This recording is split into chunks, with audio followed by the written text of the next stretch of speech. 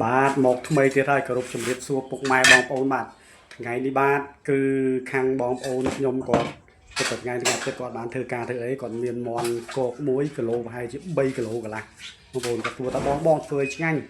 ខ្ញុំគេចង់ខតិចគេចង់ធ្វើការីតិចតាមបាយឯងបងធ្វើឲ្យមួយមុខគឺឆ្ងាញ់ណាយើងកាប់មកកង់ចងដុំធំធំចឹងយើងកាប់មកដុំធំធំស្រួលយើងអាំងណាជួយថាយើងអាំងយើងកាប់ហើយយើងតាមពិតមន់វាចាស់យើងមិនអាចអាំងភ្លាមទេយើងយក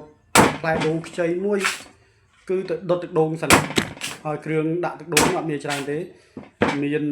មន់ដូងខ្ចីមួយផ្លែស្លឹកក្រូចសើច5 6ស្លឹកនិងរំដេងបាទ